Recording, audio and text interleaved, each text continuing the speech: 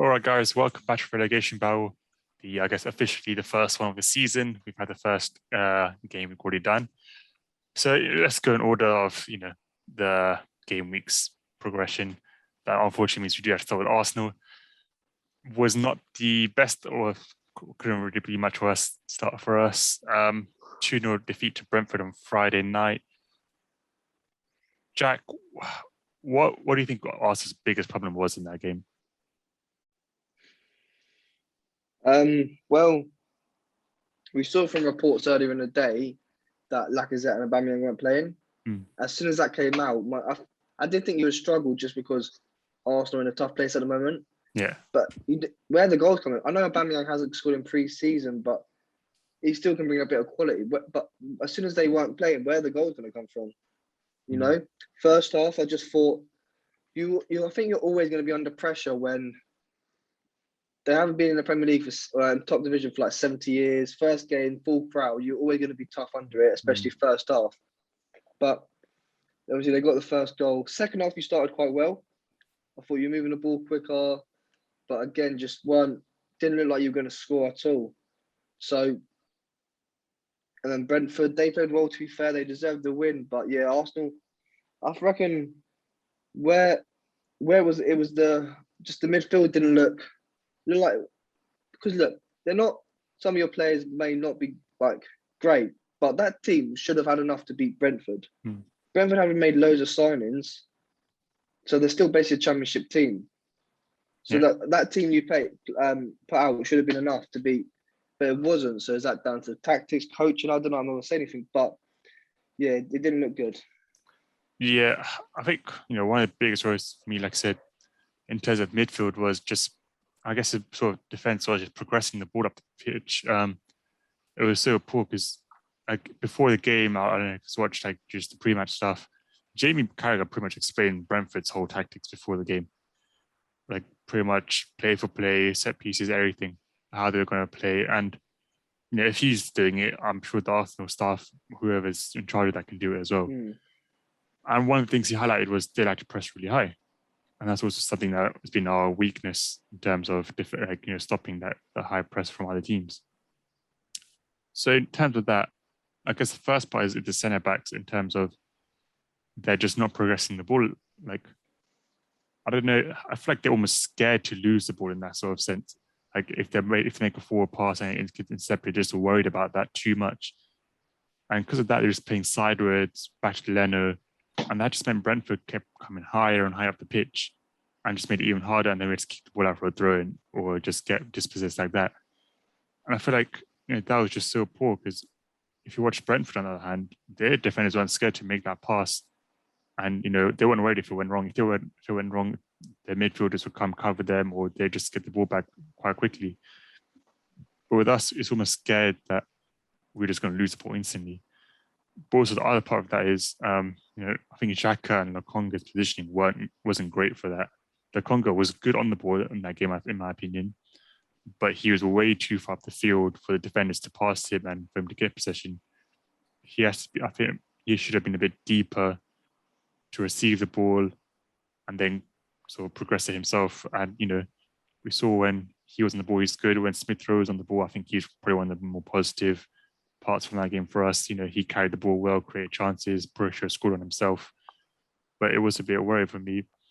But Tom, aerially, in terms of defense, obviously, Gabriel probably is our best defender in terms of aerial ability. He was missing.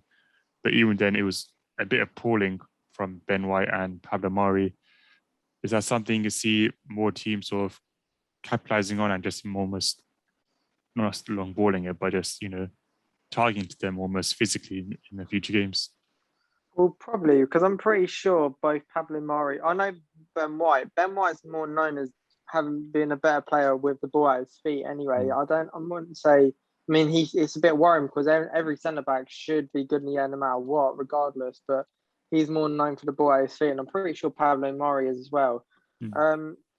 To be fair, you've got to give Ivan Toney credit, because he was absolutely fantastic. I don't remember seeing him actually not fail in winning an aerial duel against your defenders. It was just constant. It wasn't like a one-off. It was every single ball. He was up there, won it. So you got to give him credit. I can't see it happening all the time, but it doesn't give your defence good confidence because I'm not even sure Ivan Toney's the most biggest striker. I wouldn't say he's small, but I wouldn't say he's like the biggest of strikers, but he showed his dominance against them.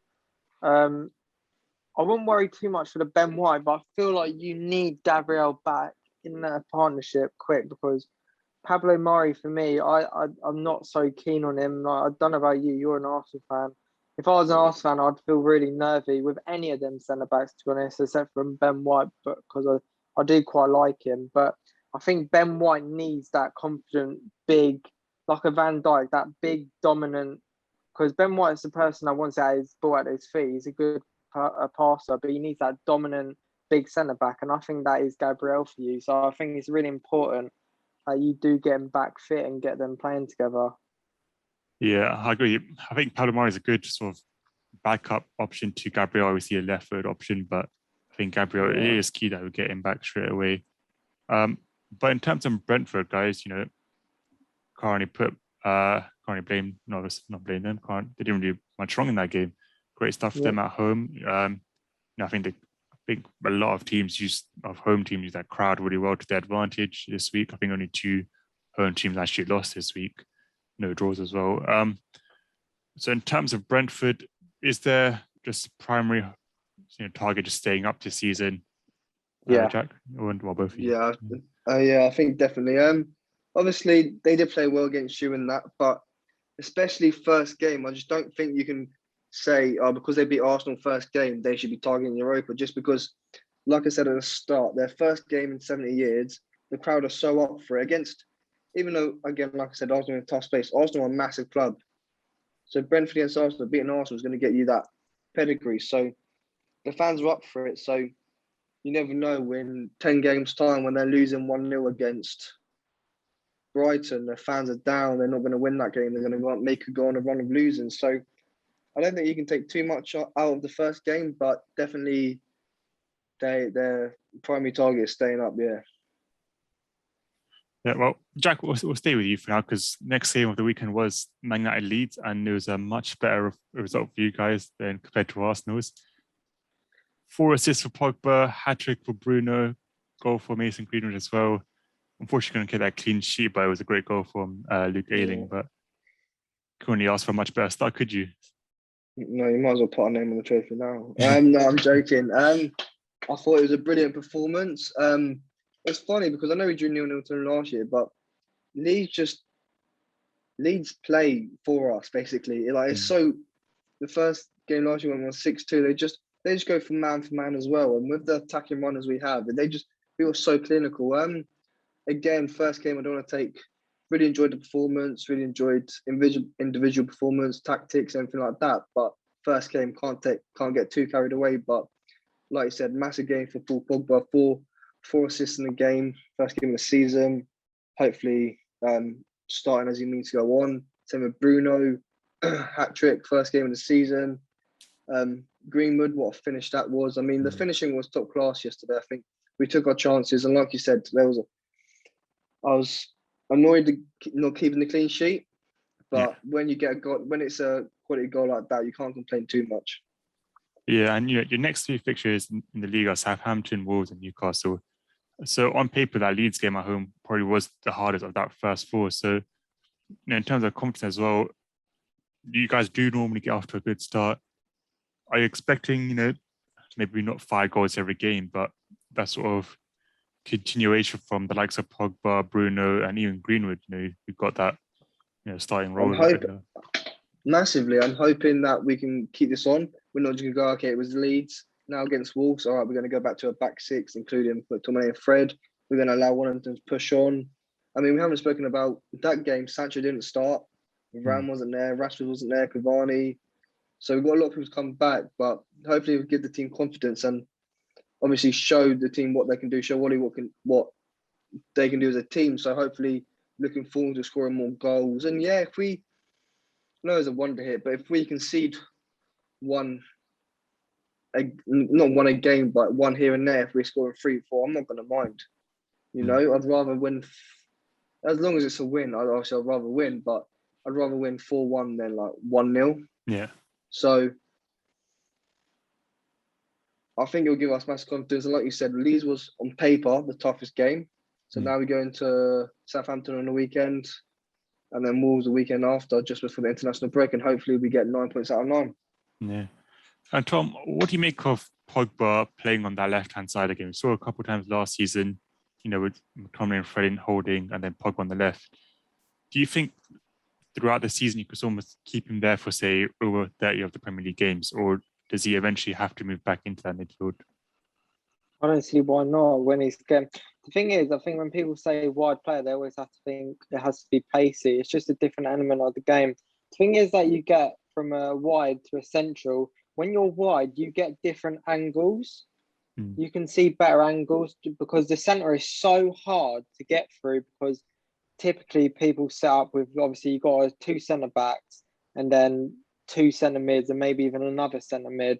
It's so hard to find the angles through the middle. But when you're a winger, when you're wide, you only have to worry about if the other, well, only a fullback, possibly a winger. You get to find more space to pass into from the wide. And with Pogba's range of passing, if you give him enough space, he'll just take it. Like that one to Greenwood just proves it. He had a glimpse of an angle and he just curves it perfectly. And it's not like Greenwood waited. He knew it was coming. He was off already. So I think the thing is, they've got Rashford, and they've got a lot of attacking players, so it's going to be hard to mould them in. But when you see Pogba getting 4 assists on the wide part of the pitch, like, how can you drop him? Especially when Rashford's had injury problems, he's going to be out for a while. If he carries it up, I don't know where Rashford gets in this team, unless you play him up front. But I can't see that because I've never been the biggest fan of Rashford up front. I think he's better on the left. So, and I don't like him as a winger. He has to be on the left for me, Rashford. And he ain't going to get in over now. They've spent all that money on Sancho. So I can honestly see him staying there, to be honest, because people have always like criticised Pogba's performances through the centre, and I don't think they can do that when he's wide, because I feel like it allows him to get further up where you want him, because his ability is just ridiculous. So I think honestly Rashford's going to have a struggle getting back into this team. I'll say something quickly. That game, Ollie gave him like a free roll and he got 4 assists, but 3 of them came from a centre mid position. The only assist that came from the left was that Fred one. If you think about it, the first assist, I can't remember the first goal now. What about the Greenwood? First assist, Greenwood was wide. No, Greenwood was in the centre. So the first one was, I'd say, a little bit coming in off the left, but the Greenwood one, he got Luke Shaw passed it to him in the middle of the pitch, and he just spun and put it in behind. The third pass, he was basically playing right mid, or like 10 basically, and played it into Bruno. So I think he can basically, he's playing starting on the left, but he's given like a free roll. So he's playing like as a left wing / left centre mid. So he's playing higher up, just towards that left hand side. So it'll probably do him better there than deeper. But like Tom said, even though Ollie loves Rashford, and if Pogba keeps it up, yeah, Rashford shouldn't get back in his team, but he will. They've got to think about Ollie will put him in, so Pogba's going to have to drop, because Sancho, once he gets embedded in the team, proves his fitness, Sancho's going to start on the right. And Rashford, when he gets packed fit, is going to start on the left. And Bruno's going to be in the 10. So then Pogba's going to have to be in the centre mid role. But at the moment, he's doing fantastic on the left. I think Jack wants to see the Bruno, Pogba 3 in midfield, but then they need that pure holding midfielder like a Kante. They need it. They can't do that without it. That's what Jack wants to see. That is literally the most beneficial signing for them. Yeah. And they haven't got it. Yeah, I mean, I think every United fan would probably want Ndidi, like you said last week. Obviously, we couldn't put up, but Ndidi's probably the ideal player. Whether they get him or not is a different story, because Leicester are obviously doing quite well for themselves as well. So it would be hard to sort of lure him away. Then in terms of Varane, was a good performance from Maguire and Lindelof. Lindelof got a great assist. For you, if Varane is fully fit, would he still walk straight into that defence and replace probably Lindelof, or would he still have to earn it? Yeah. I think he will. I think, to be fair, Lindelof played fantastic against Leeds. And like you said, a fantastic ball, good on the ball again. Didn't have to do much defending, but when he had to, he did it well. But when you've got someone of Varane's quality and Lindelof, it's just not right really to go, yeah, we got Varane, but we're still going to keep Lindelof. Like, I think Sancho probably has more working hard to do to get his position rather than Varane. I don't think Varane's going to start on the weekend because he hasn't played in ages, so he's going to have to at some point come in. But I think once he gets up there, Varane's going to be an influential starter alongside Maguire. Yeah, fair enough. And then, we'll go to Tottenham first. Tom, great stuff for you guys in terms of result. 1-0 win against the Premier League current Premier League champions. What did you make of the performance? Very good performance. First 10 minutes, 15 minutes, bit shaky. That's when they really came at us. But then Man City, I don't know, I think we played well. They were coming at us, but we were defensively so sound. But then it sort of got to the point where it was like the 20th minute and onwards, they were starting to walk with the ball. It was really weird. Like, it's like they just stopped any intensity, except from the only one, like I say, was really trying to put intensity into the game was actually Grealish, in my opinion. I mean, there were so many times where I saw just the back four when they had the ball, like Mendy just walking with it, like telling people to move and like talking, like they should be passing and moving straight away, but they're just walking with it. It was so strange. But from our point of view, we didn't have any signings in. We had our main man not there, especially it must have been tense, especially since the team that he apparently could be going to, we're playing against the champions. And I thought we dealt with it brilliantly. Like Skip's first game in the Premier League, thought he was brilliant. Tanganga had fucking Sterling in his pocket. He was brilliant. I even got a shout this guy out, but I don't even like him. Davinson Sanchez, like Jack said, Lindelof performed. Davinson Sanchez had the best performance of his Tottenham career in that game. So now it's made us start talking. Should we be getting rid of him? Should he partner Romero? Because Romero is going to come in no matter what. He's going to come in. So now we're starting to say, would he partner him? And to be honest, I don't know. I still don't trust him because I've given him too many chances, but he had a brilliant. I think they were just all brilliant. The thing is with City, you got to work hard, and especially what I was really worried going into that game is Dele Alli's new role. He seems to be playing like a box to box now, which he used to play at MK Dons, but he was young and hungry then. I think he's starting to get back the desperation of being liked and playing football, like starting in the starting 11 every week again is so important to him that he's putting in the work, and he covered the most ground of like 11 kilometers last week, which was brilliant because he used to do that when we first bought him. That's what we want from him. He came back in good condition in pre-season, so I don't want to get ahead of myself because we seem to have this good record again. It's like we're the bogey team for Man City, it seems like. So I don't want to get ahead of myself, but this has got to be a confidence booster because there's a lot of things going behind the scenes at our club. So this can only just help us move forward. So we just got to take it game by game, and hopefully we can maybe challenge for the top four. That would be brilliant if we could. Yeah, I think you guys are bogey team for C. I think Nuno is probably the bogey manager for Pep as well in terms of how they normally match other than Tuchel, yeah. Yeah.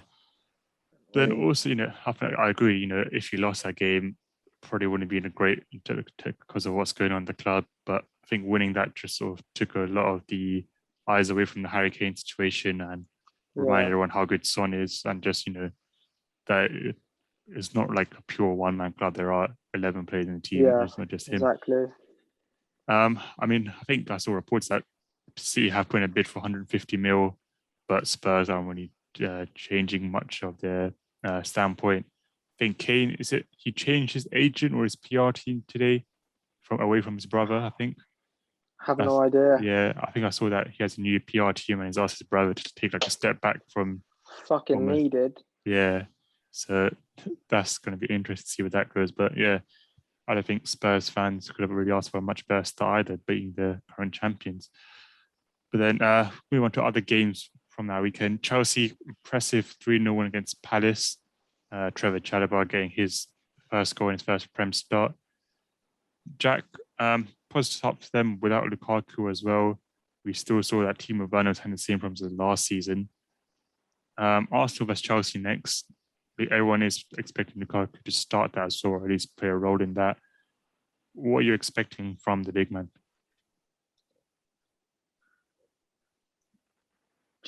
I'm just expecting him to.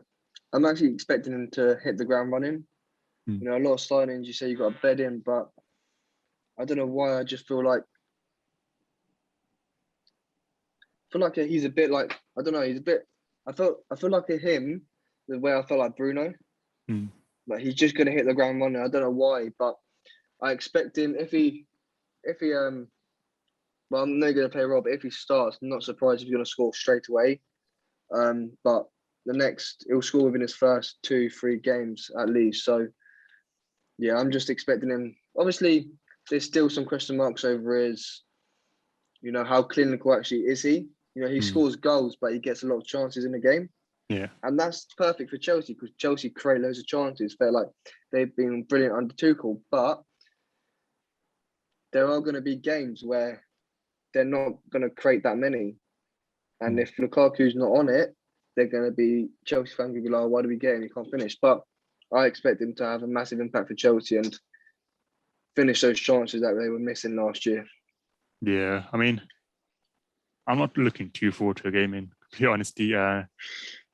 We haven't, I think we've beaten Chelsea in our last 3 attempts, to be fair. Did league double one over them last season, beat them in the FA Cup as well. But I don't know. It's going to be an interesting one. I think Saka will probably play a few more minutes than he did in the last game, maybe he can start this time. Obviously, we've not officially announced the Odegaard signing, but it looks like that's all done. And because he's got the double vaccination, he can play on Sunday if he wants to as well. So if he's ready, even. So it's going to be an interesting one.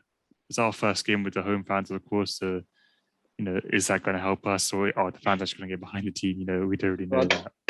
Have you seen, if you go onto Arsenal websites to buy the ticket, there's so many tickets still available for this game. All of your fans are saying this is like these are one of the top 2 hardest games to get tickets for, home against Chelsea, and there's apparently loads and loads of tickets left a few days before the game. Yeah, there's still quite a few. Obviously this is a bit irrelevant, sort of. Didn't Troops sort of say, I don't know if you still watch him, Joe, but didn't Troops sort of go on about that he's like not gonna watch him he's anymore? A bit different because he's in America. No, he's coming back. Yeah, but I don't know how long for. Week. I don't know, but he said he's not even going to go to the game. I don't know whether that was just he in the moment. Maybe it was, but yeah, I mean, a lot of fans. A lot of fans. I think after being out 17 months and just seeing how maybe bad Arsenal have been, they're like, do I really need to go and watch them? I watch them on the TV, but am I going to spend 60, 70 quid on a ticket plus travel up there, plus drink, plus food, just to watch us get smacked up? Because that's what they're thinking at the moment. But the thing is, with the Arsenal fan base that I find every year is like, obviously in any fan base you get mixed views, but typically it's always Arsenal that are just so balanced. There's one side that are just like Joel's on, I take it, the stick with him. What are you going to get out of getting rid of him again? This is a process. And there's some that has just had enough. Like, it's making them actually hate the club that they love. So it's a bit toxic at the moment, I feel like, at the atmosphere on like social media for Arsenal. Yeah, I think it's very much, they're always against each other. Same under Wenger, but yeah, I think there was part about, you know, like Jack says, loads of tickets available, but they still won't put on general sale as well. That's the worst part. And then it just doesn't make sense. But yeah, it's definitely going to be an interesting game. If we lose that and going to City away next week as well, it's not going to be the best way to get in that game. So could be 0 points out of the first 3 games before the international break. Yeah, exactly. And that's the last thing we need. Yeah. But then from the other hand of that, Crystal Palace, not the best start for Vieira. Obviously, it's not their fully sort of complete team yet. A lot of people still getting fit or returning from injury. But, what is Palace almost like Brentford in this season? Is it just almost trying to stay up this season under Vieira, or should they be going for more of a mid-table finish? I think there's a lot of mixed views with Palace. That's the thing. There's a lot of them that said, I've seen a lot of people say maybe they can like challenge the Evertons, the Wolves, the Leeds, the Villas for like a Conference League place or something like that. And for me, when I heard that they were getting Vieira, I thought they're getting relegated. But then they did make good signings. I don't think there's nowhere near enough to get in the top 10 just because I love the signings they've made. Mark Gay, especially that Reading player, I forgot his name now. He's a baller. But yeah, at least see something like that. yeah, Alois. I don't know how you say it, but he's so good. We were scouting him. They made good signings, but I have no confidence in Vieira. Like I remember when there was talk about maybe Vieira taking the Arsenal job a couple of years back, and I thought, you know what, I'd love Arsenal to have him because I had more confidence in Arteta doing, and I've never had the most confidence in Arteta doing well because he's unproven. But I thought it was 100% going to go downhill if you were to get Vieira because he's already been sacked from. He hasn't had any good success, right?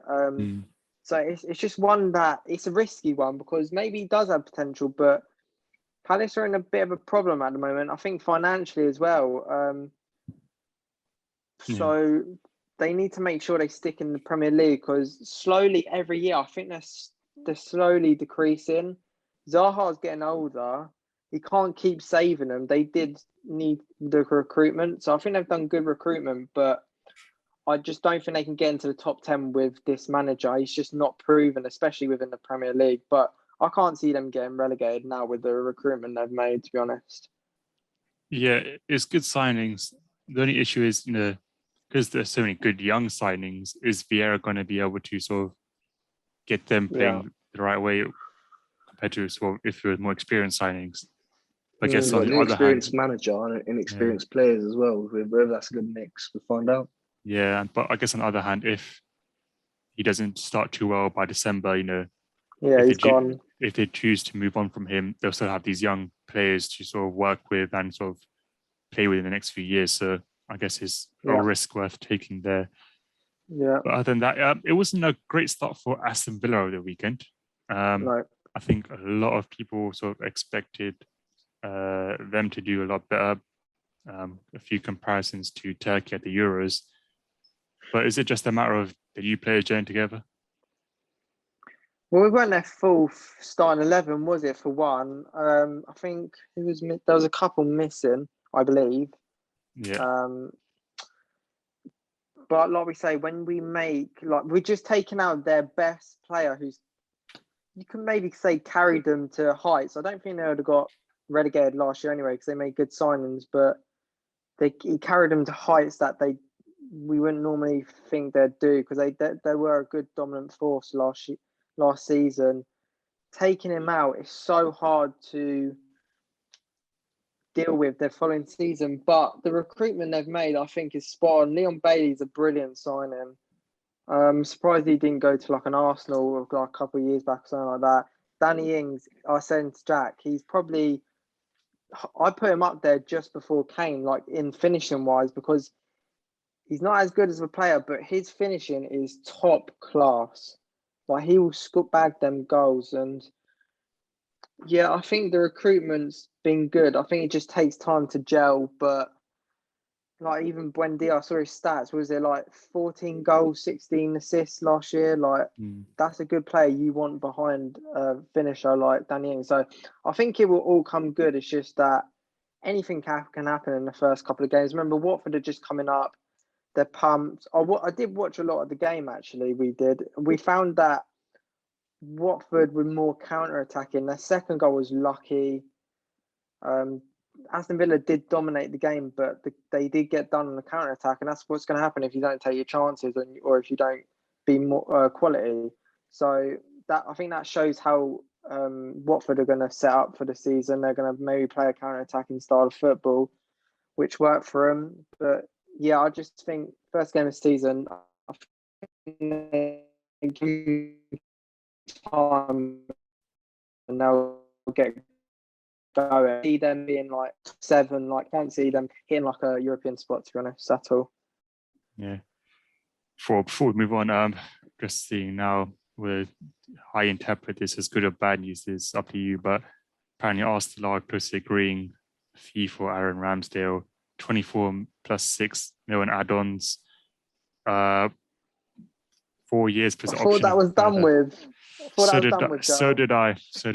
But I think they wanted 40 mil, but we've got it down to 24 plus 6 million add-ons, which it's something. It's truly something. Is he going to be like your first choice goalkeeper? Something. No, it's just for backup. We're spending 30 million on a backup keeper. Yeah. Also, me and Jack were talking. He was saying to me today, you're getting Odegaard for like what, just over 30 mil, it seems to be. Jack was saying, do you think that's a good signing? Because technically, it's still basically the same team as from last year, just adding like Ben White, obviously Lukonga as well, but we don't know how it's going to go because he's young. And Tavares is just a backup, which I didn't really understand because I thought you could have just used that money to get a right back, which you're in desperate need for. So are you happy with the window? Because technically, it's fairly to what we had last year. Yeah. No, I'm happy with Tavares because we definitely need a backup left back. Like that was, although we need a right back as well, like a first starter, we definitely need a backup left back with Tierney because he was either playing every single game or he was injured. And we were almost forcing him back as early as we possibly could because we just had no one else who can really play playing Cedric there half the time. So I think we needed that. But no, go on, carry on. Yeah, and in terms of like just Odegaard, Lukonga, I think Odegaard's a great signing especially for the price. I think I'm surprised Real Madrid didn't charge higher for him, but I think we needed that depth there. I think it takes a lot of pressure off Smith Rowe as well because he was only a real other number 10. I think Odegaard's creativity is just really good as well. I think he's really up there in the league, in my opinion, in terms of creativity. Obviously, other parts of the game still needs to improve, but if he can create chances, I'm sure Aubameyang is the type of guy to eventually put them away. Whether it's, I don't think he'll have a season like last season if he does stay, but I think Odegaard's good. I think Lukonga's good because we need that depth. Because if we didn't sign him and Partey was injured, Oneni would have started that last game and it would have been probably 5-0 Brentford, in my opinion, if that happened. But yeah, if we don't sign a right back, the transfer window is a failure, in my opinion. I'm gonna say, because you don't have Europe this year, was a backup left back necessary when you still have Kolasinac on the books? Yeah, he's crap. I'm not saying he's good enough, but think about it. The only games he'll be playing is you can play Tierney in the FA Cup. The only games he'll play is the Carabao Cup. Would he still not be good enough for that? And then spend that? I know you only spent 8 million or something like that on Tavares, but you could have put a bit more. Like you could have put a bit more into that and put an actual first choice right back and get a cheaper backup goalkeeper. Yeah, I think the only thing we went for Tavares because I think everyone in the club just assumed that Kolasinac would be leaving. I think we're still trying to sort of sell him as well. So I think that's why we signed Tavares. But I think that point applies to the keeper, how often do we actually rotate Leno? Not barely any. So 30 mil potentially around still just makes absolutely no sense to me. So do you think it's up your English roster as well? Is that something to do with it? Maybe, but we have Ben Foster, ain't you? I don't know, because we have a lot of sort of homegrown talent to fit that quota. But maybe it's that. But even then, I don't think it would be worth spending 30 whatever mil on, because we already promoted one of our youth keepers anyway. We played a couple of preseason games, so I don't know if we do sign Ramsdale, it's going to play like maybe max 5 games this season if Verno stays fit. So that doesn't really make sense to me. But my only worry is we're not linked with any right 24 backs. million down the drain. Yeah, That's what I don't get. 24 million down the drain when you're in need of desperate like this is a rebuild. The right back is such a concern. Even wingers, are you even confident in your wingers other than Saka? yeah. You No, know I'm what I mean? confident in my Like- wingers because I think Pepe. I'm expecting Pepe to have a big season. He was good in pre-season. He ended the season really well last year. I think so. Him and Saka, I'm confident in. I think there might be times where Odegaard plays in the middle and Smith Rowe's out wide or other way around. I think that could work. I think Martinelli probably will get a bit more game time this season, but if he's a winger or a striker, I'm not too sure. I don't want to see Aubameyang out wide. That's the one thing I really don't want to see. I want to see him in the middle, finishing the chances. But I'm confident the attack will do better than last season. It's just that midfield to right back role. I'm a bit worried about because we're not linked to anyone. I think Dumfries just went to Inter for like under 20 million, which is He got 12 mil. Yeah, exactly. I'm thinking, why are we not trying to go for that? Why are we even interested in that? Yeah. So who we're going to sign, I have no idea, but it's not looking too good for us at the moment. Yeah, I mean, 2 weeks left. You could say 2 weeks left, but the problem is we need players for these Chelsea and City games because these are the games that really decide where we're going to finish in the league. So that is my worry in terms of that. But yeah, other than that, league games, Norwich vs Liverpool is fairly straightforward for Liverpool.